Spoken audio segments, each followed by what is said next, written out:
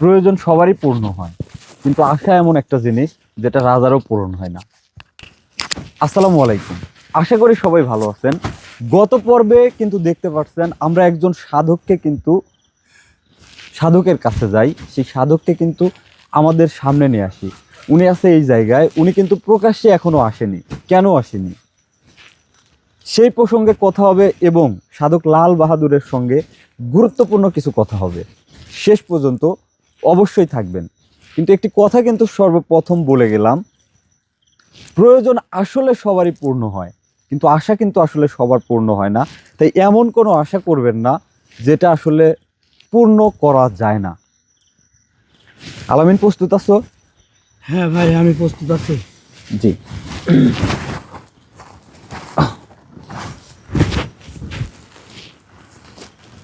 আসসালামু আলাইকুম।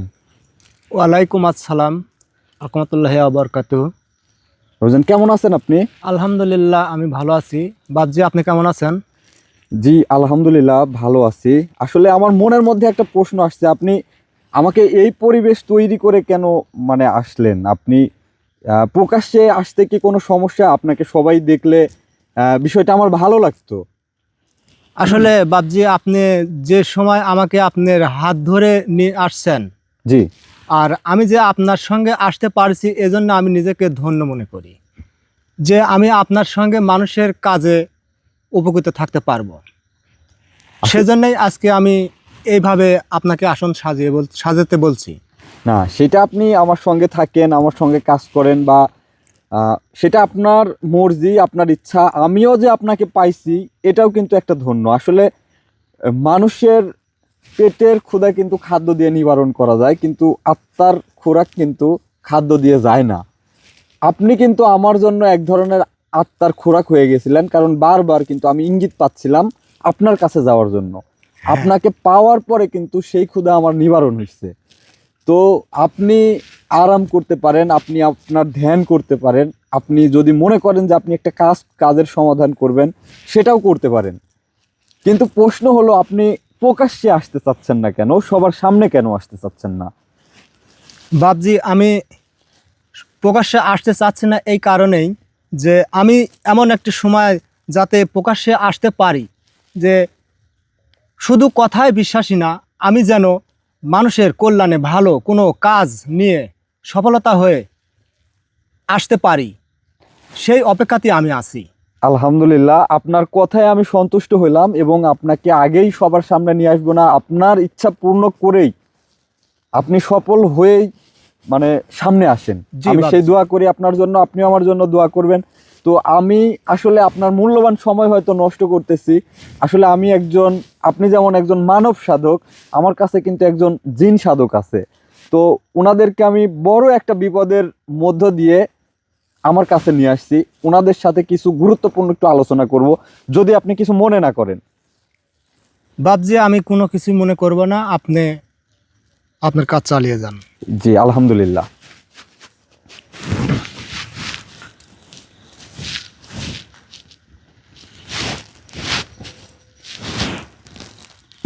আউযু বিল্লাহি মিনাশ শাইতানির রাজিম, বিসমিল্লাহির রহমানির রহিম।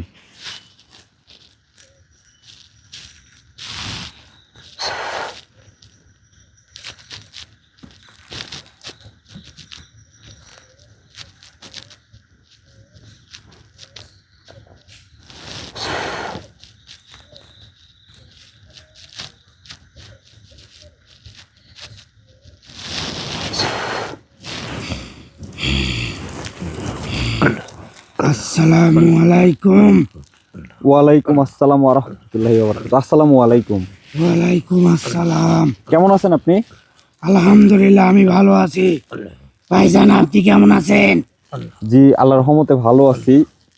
তো আল্লাহর কাছে হাজারো শুকরিয়া।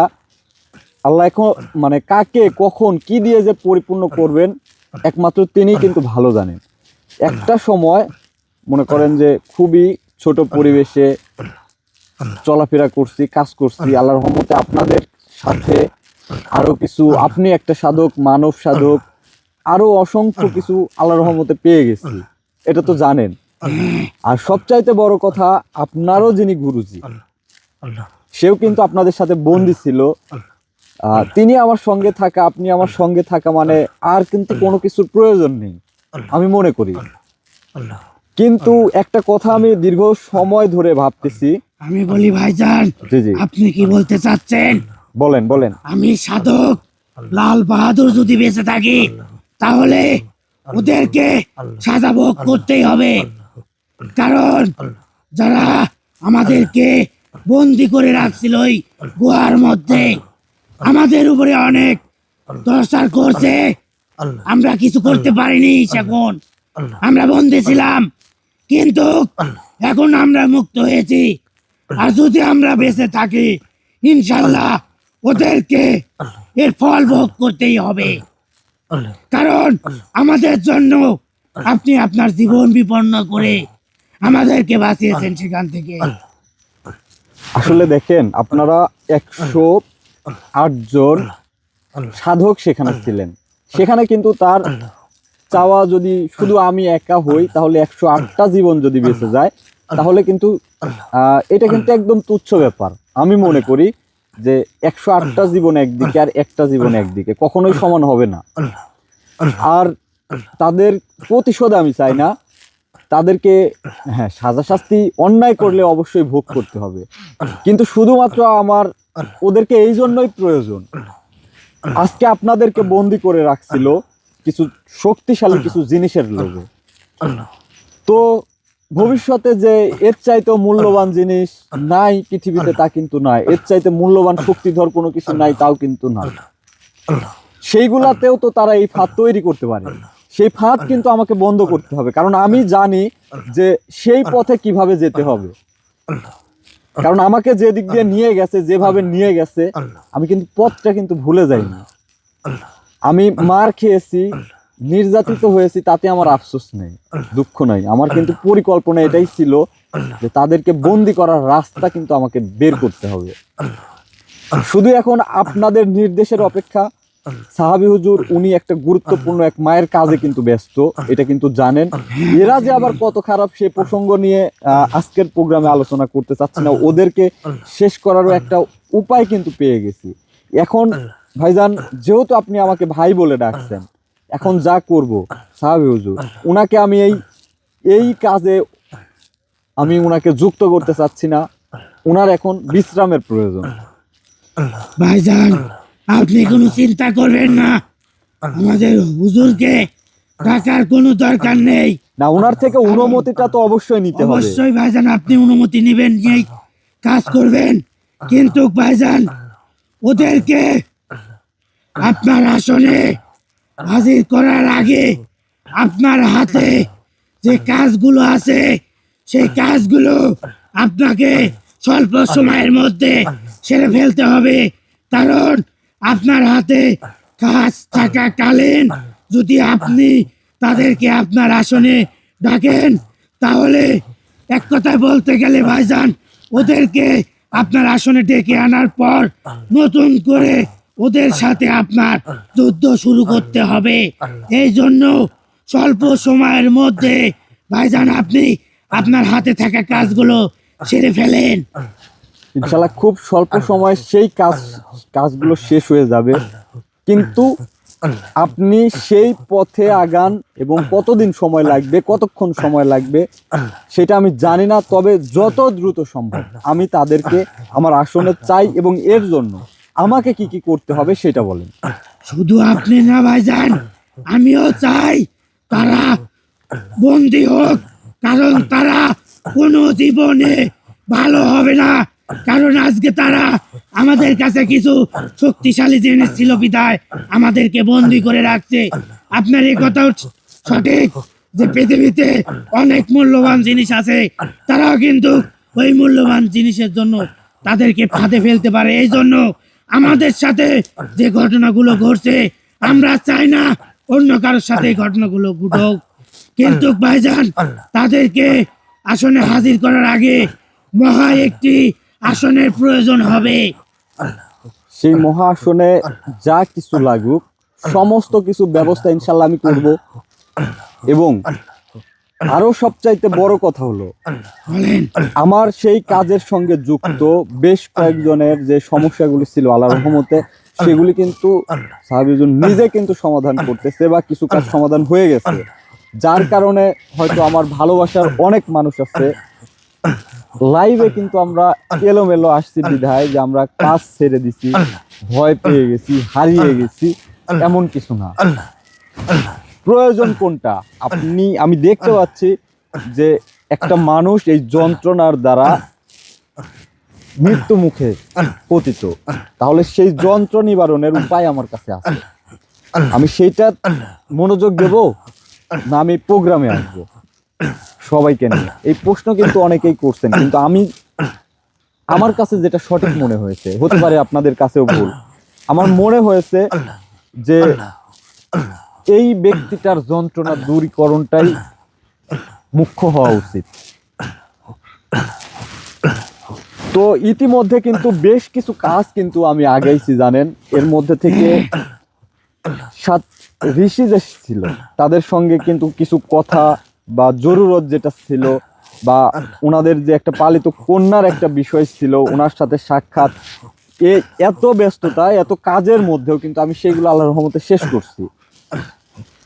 এখন উদ্দেশ্য থেকে কিন্তু আমি সরে যাইনি, হ্যাঁ ভাইজান, আমি কিন্তু সেই লক্ষ্যে কাজ করতেছি, নিজেকে প্রস্তুত করতেছি। আমি হয়তো মৃত্যু মুখ থেকে সেখান থেকে ঘুরে আসছি বিধায় আমি ভয় পেয়ে, আপনারা হয়তো ভাবতে পারেন ভয় পেয়ে আমি পিছাই গেছি, না পিছাই নাই, আমি শুধু সময় নিচ্ছি নিজেকে প্রস্তুত করার জন্য।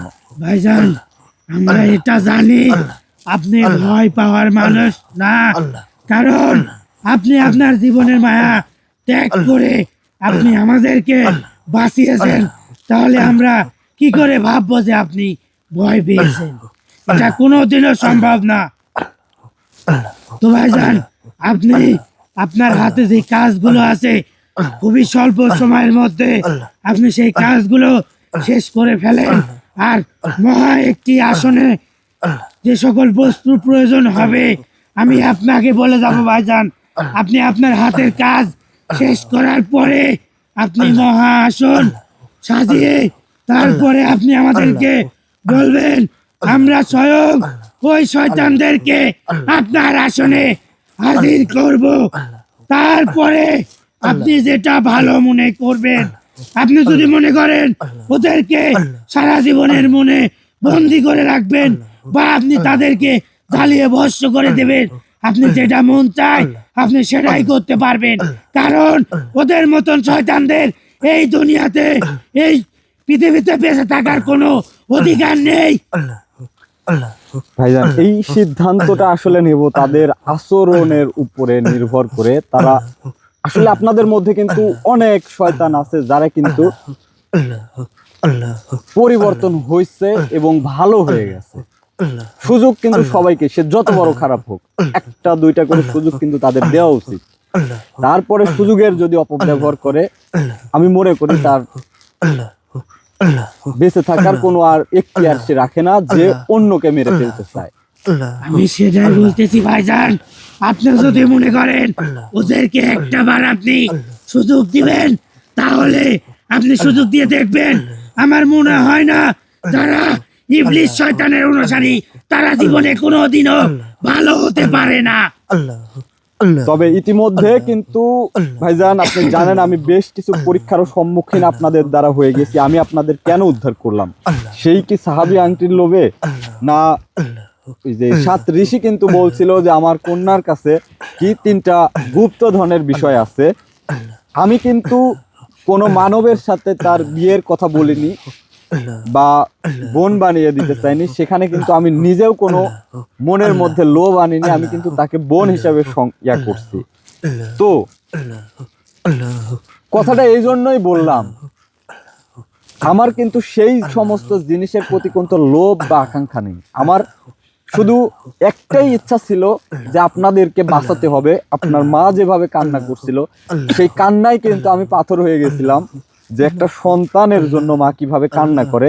আমার মাথার মধ্যে শুধু একটা কথাই বাঁচতেছিল যে আমার সাধককে চাই। যাই হোক, আপনার মা কেমন আছে? ভাইজান আলহামদুলিল্লাহ আমার মা অনেক ভালো আছে।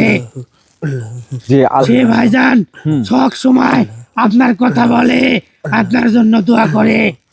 সে বলে যে আমরা যেন মৃত্যুর আগ পর্যন্ত আপনার পাশে থাকি। আলহামদুলিল্লাহ, শুকরিয়া। আমার পাশে থাকতে হবে, আমার কথা শুনতে হবে, এইটাও কিন্তু জরুরি না। আপনি আপনার স্বাধীনতা বজায় রেখে চলতে পারেন, কারণ আমি কিন্তু ভালোবেসে আপনাদেরকে উদ্ধার করছি, তাই বলে আমি যেটা বলতেছি সেটাই করে দিতে হবে এমন কোনো কিছু না। আমার মনে কিন্তু সেই লোভ, সেই আকাঙ্ক্ষা নাই। আশা করি সেটা বুঝতে পারছেন, কারণ আমি চাইলে কিন্তু সেই 7 ঋষির সঙ্গে কথা বলে সেই দিকে কিন্তু অগ্রসর হতে পারতাম, কিন্তু আমি কিন্তু সেই দিকে অগ্রসর হই নাই, কারণ সেটা কিন্তু আমার জন্য না। আমি আপনাদেরকে বাঁচাইছি বিধায় সেটা আমাকে দিতে হবে, এরকম কোনো কিছু কি আছে? ভাইজান আমি আপনাকে বলি, আপনাকে বলতে হবে না আপনি কেমন মানুষ, কারণ ভাইজান আপনি আপনার জীবন বিনিময়ে আমাদেরকে বাঁচিয়েছেন। অন্য কেউ হলে বলতো আমাদের থেকে কিছু দাবি করতো, কিন্তু আপনি আমাদের কাছ থেকে কোনো কিছু দাবি করেন নাই। আমরা জানি আপনি সব সময় মানব কল্যাণে আপনি সব সময় থাকেন, আর আমরা চাই যে মানুষ সব সময় মানব কল্যাণে মানুষের পিছনে থাকে। আমরা মৃত্যুর আগ পর্যন্ত সেই মানুষের সাথে থাকবো। ভাইজান, আরো একটা বিষয় হলো, আপনি জানেন যে আপনাদের জন্য একটি ব্যক্তিগত কিন্তু আমার সাধ্য মতো সামর্থ্য অনুযায়ী যতটুকু সম্ভব আমি একটা বসার ব্যবস্থা আপনাদের জন্য করছি। তো সেই জায়গায় আমার কিন্তু এক সাধক ভাইকে আমি পাইছি, যিনি আমার স্বপ্নে ছিল একটা কথায়, কিন্তু উনি কিন্তু একজন মানব। দীর্ঘদিন আগে তার সাথে আমার পরিচয় ছিল, বা যে গুরুর কাছে আমি মনে করেন প্রাথমিক শিক্ষা গ্রহণ করি, সেখান থেকে তার সাথে অল্প কিছুদিনের পরিচয় ছিল। আমি কিন্তু পুনরায় তাকে আবার পাইছি। উনি কিন্তু সব সময় সাধনা, জিগির আজগার নিয়ে থাকে। আপনি বিষয়টা কিন্তু লক্ষ্য করছেন বা বুঝতে পারতেছেন, কিন্তু হ্যাঁ ভাইজান, উনি একটা সেকেন্ডও সেই নাম ব্যতীত কিন্তু থাকে না, যে নাম কিন্তু সবসময় আমাদের করা উচিত, গাওয়া উচিত। ভাইজান উনি যে ধ্যান করে, যে সাধনা করছে, আলহামদুলিল্লাহ, এটা পৃথিবীতে আজ পর্যন্ত কেউ করতে পারে নাই। উনি যে ধ্যান সাধনা করে যেটা করছে, একমাত্রই যে ব্যক্তি ধ্যান সাধনা করে সেটা সেই পারে সেই কাজ করতে, আর উনি সেই কাজটাই করেছে। ইনশাল্লাহ ভাইজান আপনি তাকে ফিরে পেয়েছেন, আলহামদুলিল্লাহ, আপনার কপাল খুলে গেছে। আপনি তার দ্বারা মানব কল্যাণে অনেক কাজ আপনি করতে পারবেন, অনেক মানুষের বিপদে আপনি মানুষের পাশে থাকতে পারবেন। তো ভাইজান, আরো মানে এই আরজিটুকুনো এতটুকুনই করা, আপনাদের পাশে হয়তো ছোট করে, বা আমি যে জায়গায় বসি সেই জায়গাটা আমি উনার জন্য ছেড়ে দিতে চাচ্ছি। আমি চাচ্ছি, যেহেতু উনি মানব ইয়াতে মনে করেন আসবে না প্রকাশ্যে, উনি চাচ্ছে উনার কাজের দ্বারা পরিচয় তৈরি করে কাজ দেখে তারপরে উনি প্রকাশ্যে আসবে। তো এটাই যদি ভাইজান অনুমতি করেন, তাহলে কথা যেহেতু আছে। এটা আমার সবচাইতে গোপনীয় এবং সুরক্ষিত জায়গা, আমি চাচ্ছি উনার থাকার জায়গাটা আমি সেখানে আপনাদের পাশেই কিছুটা, আপনারা তো সবসময় সেখানে থাকেন না বা আসেন না, তো সেই জায়গায় ওনাকে রাখলে কি আপনাদের কোনো অসুবিধা হবে? না ভাইজান, আমাদের কোনো অসুবিধা নেই, আপনি তাকে সেখানে রাখতে পারেন, আমরা যেখানে থাকি। তো ভাইজান, যদি অনুমতি করেন, আসলে যা জানার ছিল, যা উদ্দেশ্য ছিল, সেই উদ্দেশ্যে ইনশাল্লাহ আমরা এখন নিয়মিত আগাবো এবং নিয়মিত প্রোগ্রামে আসবো, যদি অনুমতি দেন। তো আমার ভালোবাসার মানুষের সঙ্গে কিছু দুই একটা কথা বলতে চাই। ভাইজান আমি আপনাকে অনুমতি দিলাম, আপনি আপনার ভালোবাসার মানুষের সঙ্গে কথা বলেন। আসসালামু আলাইকুম। আজকের প্রোগ্রামের উদ্দেশ্য কি ছিল আশা করি বুঝতে পারছেন। ইনশাল্লাহ বিগত দিনে যে নির্যাতন ভোগ করে আসছি, আপনারা হয়তো অনেকেই ভাবতে পারেন আমাদেরকে ভুলে গেছে, আমাদের সাথে যোগাযোগ করছে না, কিন্তু প্রত্যেকটা কাজের পিছনে কিছু যৌক্তিকতা কিন্তু থাকে। কেন আমি প্রোগ্রামে নিয়মিত আসছি না? আমি কিন্তু কোনো সমস্যায় আছি বা কোনো কাজ করছি, কোনো কিছুই কিন্তু বলি নাই। তো ইনশাল্লাহ নিয়মিত আসবো। কখন আসবো? যখন আমি যে জায়গায় নির্যাতনের শিকার হয়েছি ঠিক তাদেরকে আমার আসনে হাজির করে তাদের সাথে কথা বলে তাদেরকে মারবো, মেরে ফেলবো, কি নির্যাতন করব সেটা বিষয় না। কিন্তু সেখানে যে আমি নির্যাতিত হয়েছি, কেন হয়েছি সেটা কিন্তু সবাই জানেন। সকল প্রশ্নের উত্তর তাদের থেকে নিয়েই ইনশাল্লাহ আপনাদের মাঝে নিয়মিত হাজির হব। এর মধ্যে আমার সাথে কি কি ঘটছে, কি পাইছি না পাইছি সবকিছু যতটুকু সম্ভব আপনাদের কাছে কিন্তু তুলে ধরার চেষ্টা করছি। তাই বলে এই না যে আমাদের খাদ্যের জন্য মনে করেন নিয়মিত আপনাদের মাঝে আসতে হবে, ওনাদের খাদ্যের এতটাও অভাব নেই। তো যাই হোক, সবাই ভালো থাকবেন, সুস্থ থাকবেন। আসসালামু আলাইকুম।